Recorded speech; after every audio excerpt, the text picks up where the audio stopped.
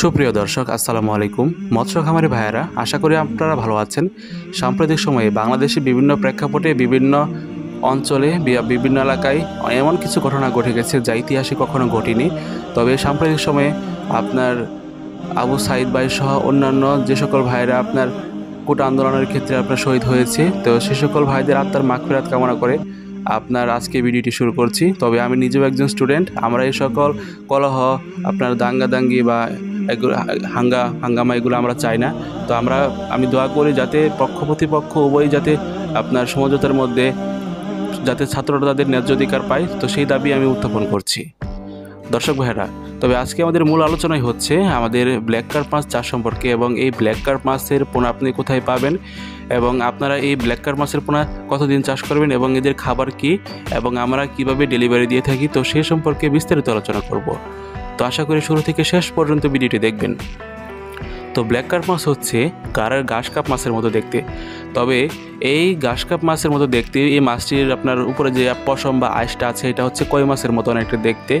এর দুপাশের পিঠ হচ্ছে কালো রঙের এবং পেট হচ্ছে কিছুটা সাদা।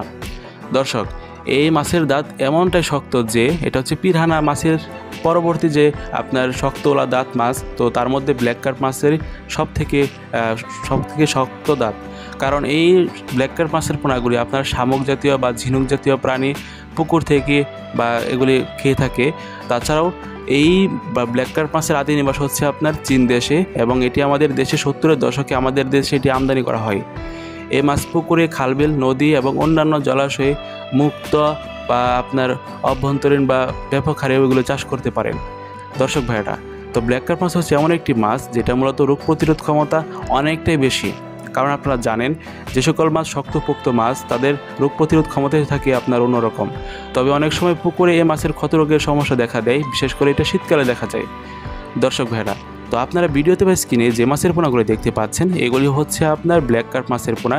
তবে এই মাছের প্রধান খাবার হচ্ছে আপনার জুপ্লাঙ্কটন, পানির ছোট ছোট পোকামাকড়, লার্ভা এবং কি অন্যান্য আপনার ছোট ছোট ডিম যে আছে, যেমন আপনার লার্ভা জাতীয় প্রাণীর, সে সকল খেয়ে থাকে। তাছাড়াও সরিষার খোল, চালের কুড়া, গমের ভুসি এবং কি শামুক, ঝিনুক এদের প্রধান খাদ্য। দর্শক, তো ভিডিওতে বা স্ক্রিনে আপনারা যে মাছের পোনাগুলি দেখতে পাচ্ছেন, এগুলি সাইজ হচ্ছে আমাদের কাছে এখন বর্তমানে আছে।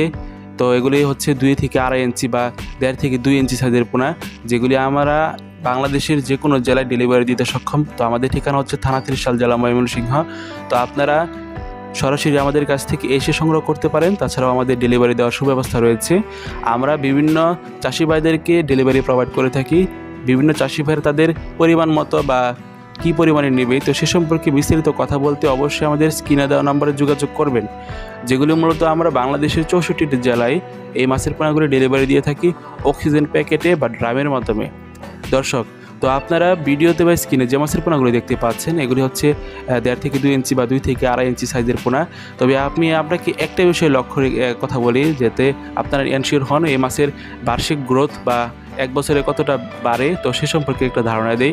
তো আপনারা যদি এই সাইজের পোনাগুলি সংগ্রহ করেন, আমাদের কাছ থেকে যদি চাষ করেন, আপনার পুকুরে যদি মোটামুটি আকারে পুকুরে শামুক থাকে বা আপনি সরিষার খোল প্রয়োগ করেন, অবশ্যই এই মাছের পোনাগুলি আপনার বছরে গ্রোথ আসবে আপনার 2.5 থেকে 3 কেজি।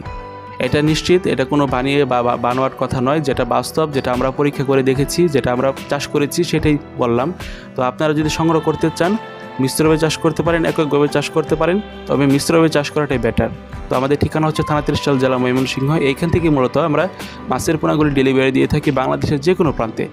দর্শক ভাইয়েরা, দেখা হবে নতুন ভিডিওতে। তো সে পর্যন্ত ভালো থাকবেন, সুস্থ থাকবেন।